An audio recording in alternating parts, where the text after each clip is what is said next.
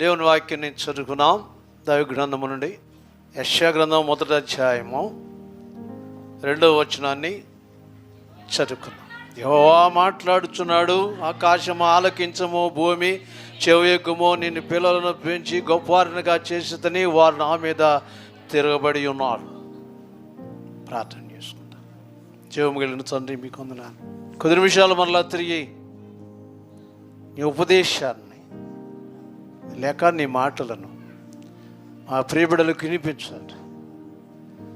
మా బ్రతుకు జీవితాలకి ఆదరణ కేవలం నీ వాక్యం మాత్రమే మమ్మల్ని నడిపించేది, అలాగే మా జీవితాలకు ఆదరణ కలిగించేది వాక్యం. ఈ వాక్యమును బట్టి ఈ సమయంలో మరలా తిరిగి మీ మాటలు మీరు వినిపించండి. వచ్చిన బిడ్డలు మీరు దీవించండి. యేసుక్రీస్తును ప్రార్థించి వేడుకొనుచున్నాము తండ్రి, ఆమేన్. హల్లెలూయా. దేవుని బిడ్డలుగా జీవించు వారిని గొప్పవారిగా చేయటం ఆయన ఉద్దేశం. అర్థమైందండి? దేవుని బిడ్డలుగా జీవించుతున్న వారిని ఒక గొప్ప స్థితిలోనికి ఖచ్చితంగా తీసుకెళ్లాలనే ఉద్దేశం అయింది. ఈ మాట చెప్పేటప్పుడు ముందుగా ఆకాశము ఆలకించము, భూమి చెవియొగ్గుము అని చెప్పి దేవుడు సెలవిస్తూ మాట్లాడుతూ ఉన్న మాటను మనం చూసాం. 49వ కీర్తన ప్రారంభం వచ్చిన ఒకసారి చూడండి. ఆకాశము ఆలకించము, భూమి చెవియొగ్గుము అని ఆనబెట్టి ఇప్పుడు జనాంగముతో మాట్లాడుతున్నాడు దేవుడు. సర్వజనులారా ఆలకించుడి, సామాన్యులేమి, సామంతులేమి, ధనికులేమి, దరిద్రులేమి, లోక నివాసులారా అందరూ కలిసి ఏకముగా చెవియొగ్గుడి. తర్వాత మాట, నా నోరు విజ్ఞాన విషయంలో పలుకును అని విషయం. అందరిని పిలుస్తున్నాడు. అక్కడేమో ఆకాశాన్ని పిలిచాడు, భూమిని పిలిచాడు. ఇక్కడేమో మానవుని పిలుస్తున్నాడు అనమాట. ఈ భూలోకంలో జనులందరూ అందరూ అని చెప్పాడు. సామాన్యులు, సామంతులు, ధనికులు, దరిద్రులు, లోకంలో ఉన్న ఎంతమంది ఉన్నారో వారు అందరూ కలిసి వినండి. నేను చెప్పేది ఏంటో తెలుసా? నా నోరు విజ్ఞాన విషయంలో పలుకును. మంచి మాటలు చెప్పుద్ది తప్ప మంచిగా బ్రతకమని చెప్పుద్ది, మంచిగా నడవని చెప్పుద్ది. ఏంటి అని చెప్పి నా నోరు అంటే దేవుని యొక్క వాక్కు అనమాట. దేవుని వాక్కు మాట్లాడుచున్న మాటలో శ్రేష్టత ఏంటంటే నా నోరు విజ్ఞాన విషయంలో పలుకును అంటున్నాడు. అందరినీ పిలిచి చెప్తున్నాడు అనమాట, ఒక్కరిని కాదు. ఏమా అందరికీ చెప్తున్నాడు. ప్రతి ఒక్కరిని కూడా హెచ్చరిక చేస్తూ ఉన్నాడు అన్నమాట. మాట్లాడుచు పలికిన మాటలో శ్రేష్టత ఏంటంటే భూలోకంలో జనులు అనే మాట వ్యత్యాసంగా ఉంది, కానీ ఆయన పలికిన మాటలో సామాన్యులు, సామంతులు, ధనికులు, దరిద్రులు అంటే భూలోకంలో ఇన్ని రకాల కేటగిరీలు మనుషులు ఉంటారు అని అర్థం. వాస్తవం కూడా అంతే కదా. ధనికులు, దరిద్రులు, లోకనాశనం. ధనికులు, దరిద్రులు, మనం పాట పాడదాం. ధనికులు, దరిద్రులు, లోక నివాసులు ఎవరైనా యేసు అంటే ఎవరో తెలుసుకో అనే పాటలో ఉన్న మాట అన్నమాట. అందరూ కలిసి వినవలసింది ఒక్కటే, నా మాట వినండి అంటున్నాడు అనమాట.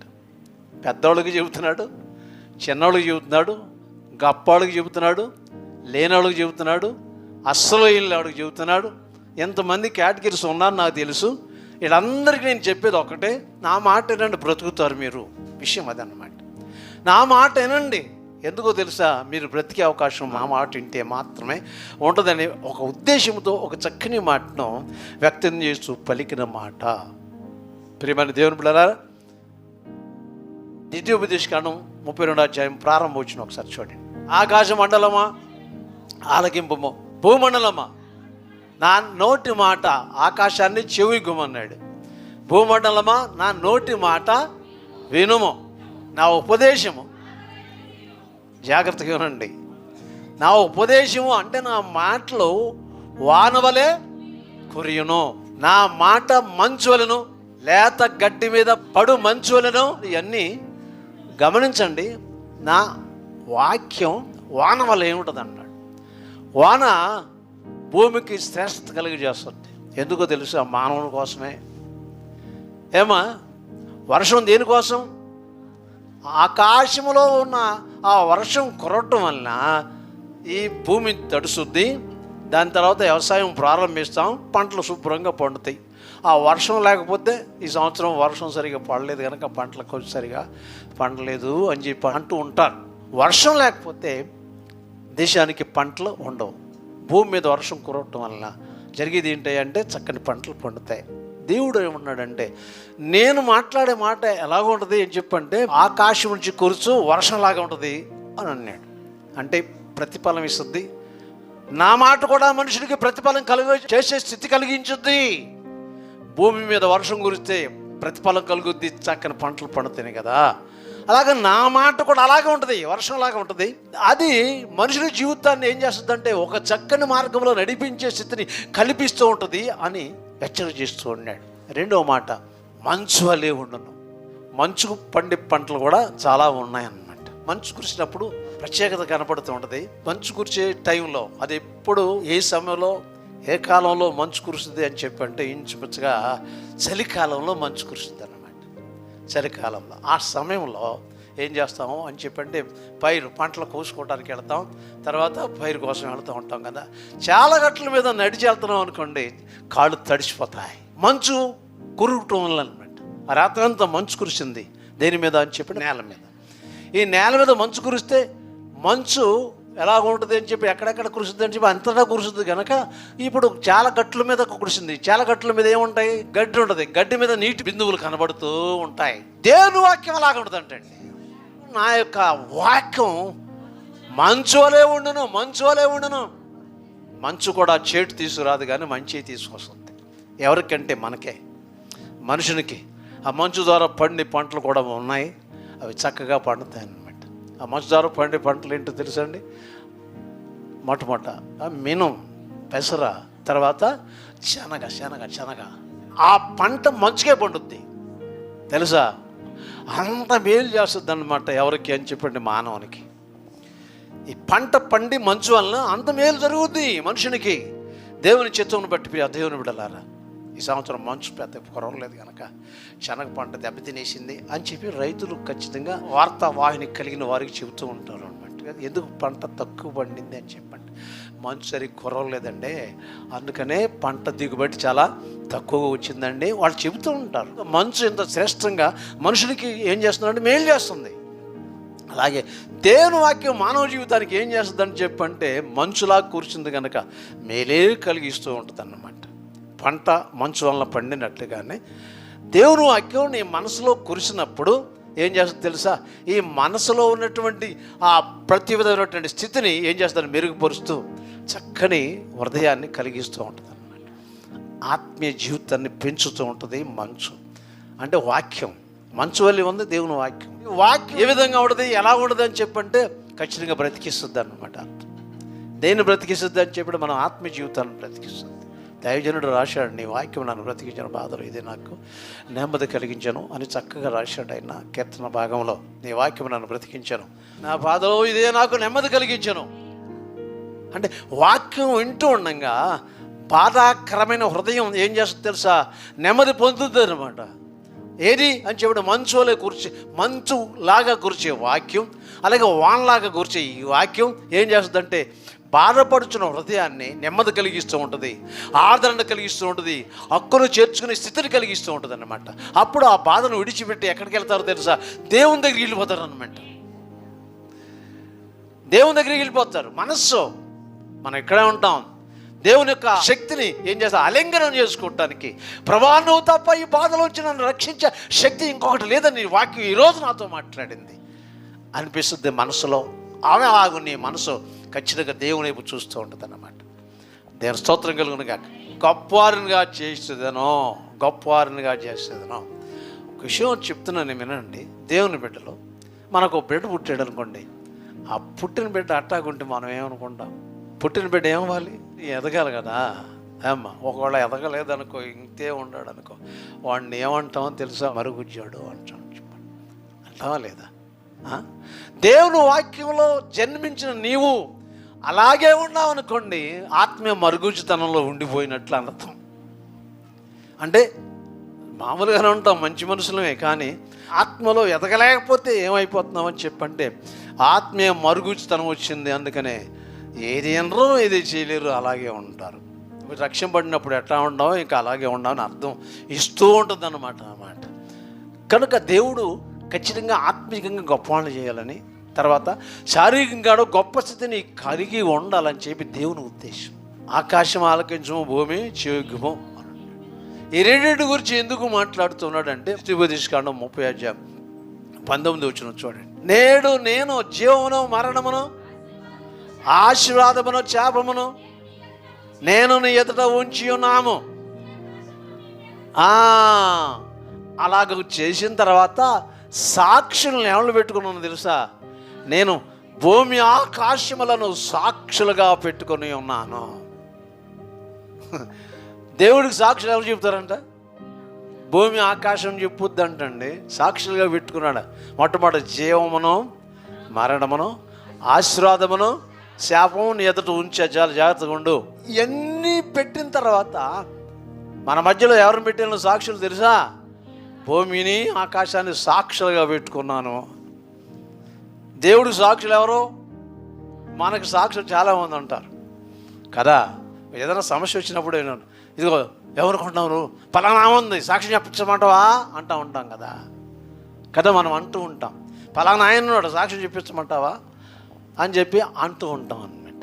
ఎందుకు అని చెప్పంటే మన సహచరులు మన పక్కన ఉన్నారు కనుక సంఘటన జరిగినప్పుడు వాళ్ళని చెప్తూ ఉంటాం అన్నమాట. వాళ్ళే అందుకు సాక్షులు, ఉదాహరణ అని చెప్తూ ఉంటాం. కానీ దేవుడికి ఎవరు సాక్షులు చెప్పండి? భూమిని ఆకాశాన్ని పెట్టాడంట.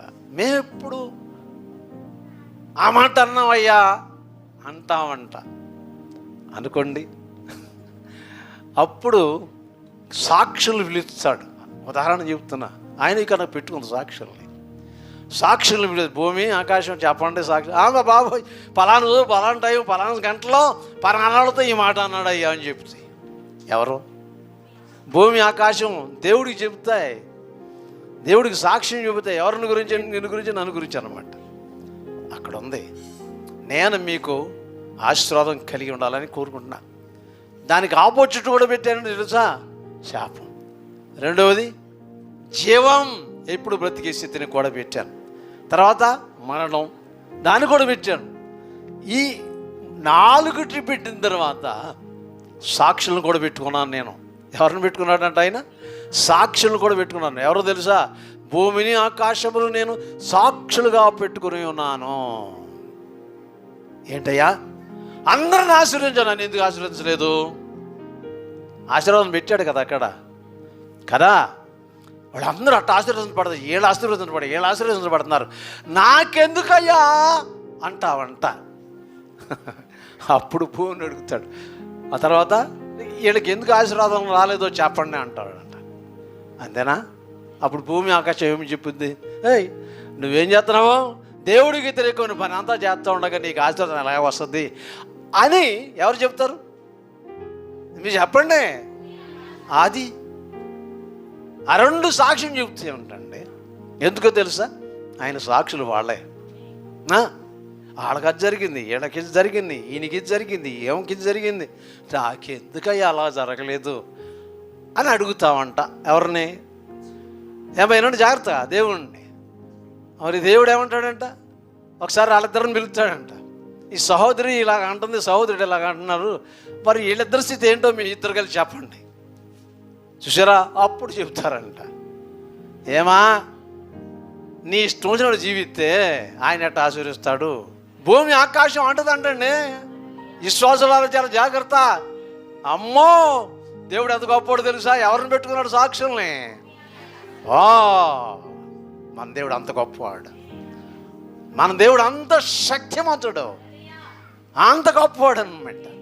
అంచేత ఇప్పుడు మేము ఎలాగ ఉండాలి అని చెప్పంటే, ఖచ్చితంగా దేవుని ఆత్మ జీవితంలో ఎదుగుతూ ఉండాలి. ఆయన మాటానుసారంగా జీవిస్తూ ఉండాలి. ఆయన వాక్యానుసారంగా జీవిస్తూ ఉండాలి. దేవుని యొక్క వాక్యం ఏది బోధిస్తుందో ఆ బోధ ప్రకారంగా నడుస్తూ ఉండాలండి. అప్పుడు దీవెనలు వస్తాయి, ఆశీర్వాదాలు వస్తాయి. ఆ శాపాలకు గురి కాలేం. అవి మన జీవితం దగ్గరికి రానే రాదు, రావటానికి అధికారం లేదన్నమాట. ఏది? శాపం. అక్కడ వాక్యంలో, అక్కడ ఆశీర్వాదమును శాపమును మీదడు పెట్టి ఉన్నాను అన్నాడు కదా. ఆ శాపం అనేది మన దగ్గరికి రావటానికి కుదరదన్నమాట.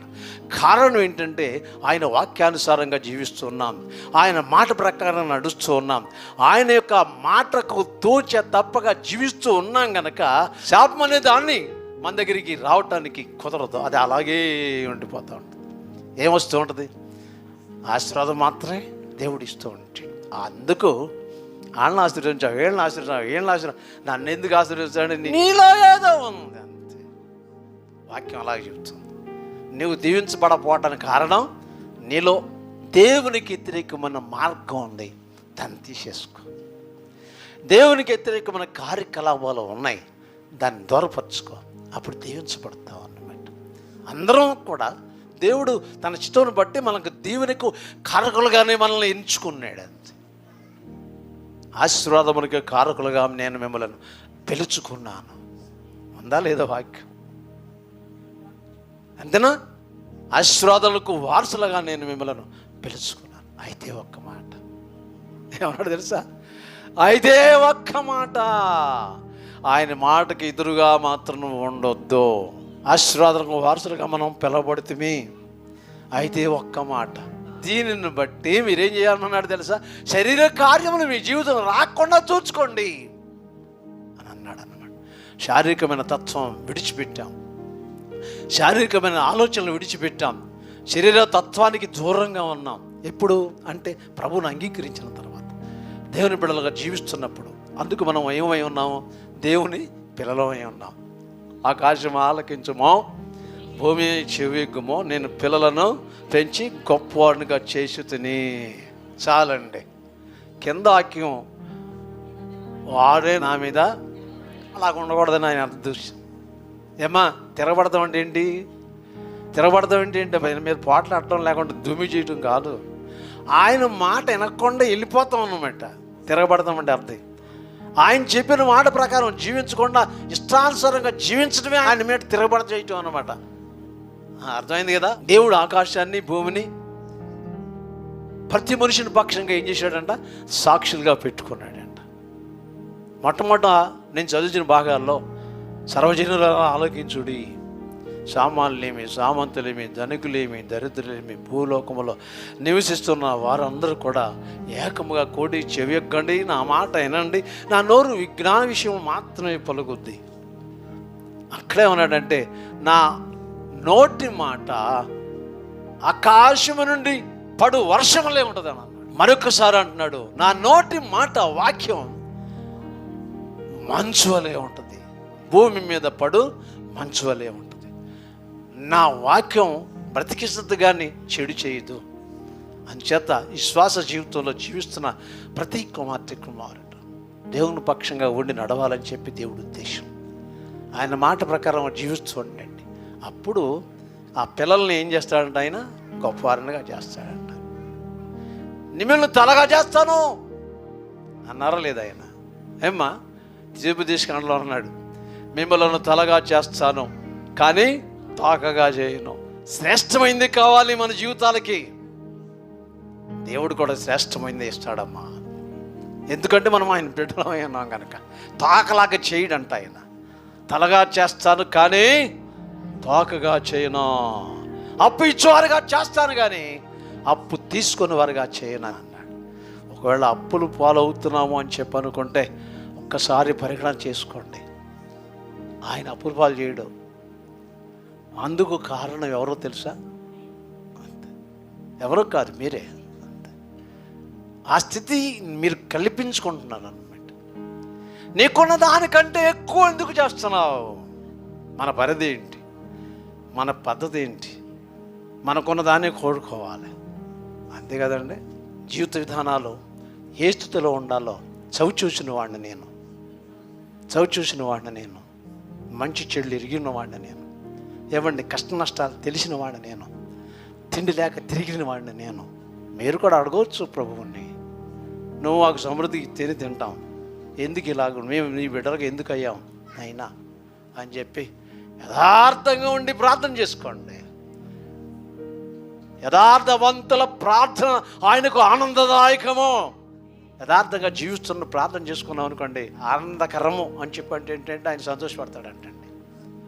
ఆనందకరం అంటే అర్థం, నా బిడ్డ ఎంత యథార్థంగా నడుస్తున్న కుమార్తె, నా కుమారుడు ఎంత యథార్థంగా నడుచుకుంటున్నాడు, ప్రార్థన చక్కగా చేసుకుంటున్నాడు, తప్పకుండా నేను ఇస్తాను, ఆయనకి తప్పకుండా సహాయం చేస్తాను అనుకుంటాడంట ఆయన. మనకు అవసరమైంది దేవునితో కలిసి జీవించటం, అప్పుడు ప్రార్థన చేసుకోవటం, దానికి ప్రతిఫలం ఆయన ఇవ్వటం, సకల సమృద్ధి మన గృహాలకి అందిస్తూ ఉంటాడు ఆయన. నేను ముందు మొట్టమొదటి చెప్పుకుంటూ అప్పిచ్చువారు చేస్తాను, కానీ అప్పు తీసుకుని వారుగా నేను మిమ్మల్ని చేయను. తర్వాత తరగా చేస్తాను, కానీ ఆఖరి చెప్పిన మాటలకి తరగా చేస్తాను కానీ తాగ్గా చేయను. చక్కని మాటలు కదా. అంటే పిల్లలు కదా మనం, నేను పిల్లలను పెంచి గొప్పవారినిగా చేస్తూ ఉంటున్నాను అని ప్రభువైన దేవుడు సెలవిస్తూ ఉన్నాడు. ఆయన వాక్యం వింటున్న మనం అందరము కూడా ఆయన చిత్తానుసారంగా జీవిస్తూ ఆయన ఆశీర్వాదంగా కారకులుగా ఉండి మన జీవితాలు మెరుగుపరుచుకోండి, కుటుంబాలను మెరుగుపరుచుకోండి, జాగ్రత్తగా ఉండండి, ఆత్మీయంగా ఉండండి, కుటుంబాల్లో ఖర్చు పెట్టే విషయంలో కూడా జాగ్రత్తగా ఉండండి. మన స్థితికి మించిన దాన్ని కోరుకోకండి. ఎప్పుడు నేను ఇది చెప్తా, దేవుడు మనల్ని ఏం చేస్తాడంట, గొప్పవారుగా చేస్తాడు. ప్రార్థన చేసుకో ప్రియా దేవుని కుమార్ ప్రభువైన దేవుడు కొద్ది నిమిషాలు మాత్రమే మనతో మాట్లాడి ఉన్నారు. ఆయన మాట మంచు వలె ఉంటుంది, ఆయన మాట వర్షం వలె ఉంటుంది. వర్షం క్షేమం ఇస్తుంది, మంచు క్షేమం ఇస్తుంది. అలాగే ఆయన మాట కూడా మన జీవితానికి క్షేమం చేకూరుస్తుంది. జీవమగిలిన ప్రియ పరలోకపు తండ్రి, పాదములకై స్తుతి వందనాలు నాయన. కొద్ది నిమిషాలు మా ప్రియ బిడ్డలతో మీరు మాట్లాడిన మాట శ్రేష్టమైంది నాయన. మా బ్రతుకు జీవితాల్లో మేమందరం నీ పిల్లలమే, నేను పిల్లలను పెంచి గొప్పవారిగా చేసుకుంటూ ఉంటాను అని పలుకుతున్నాను నాయన. అందరినీ ఆస్థితిలోనే ఉండాలని నేను కోరుకుంటూ ప్రార్థన చేస్తున్నాను నాయన. బిడ్డలందరిని ఆదరించండి, దీవించండి, అభివృద్ధిపరచండి. యేసుక్రీస్తును ప్రార్థించి వేడుకొనుచున్నాము తండ్రి. ప్రభువైన యేసుక్రీస్తు కృప, తండ్రి దేవుని ప్రేమ, పరిశుద్ధాత్మ దేవుని సన్నిధి మనకును ప్రభువును ప్రేమించబడలు సదా తోడే ఉండి నడిపించునుగాక.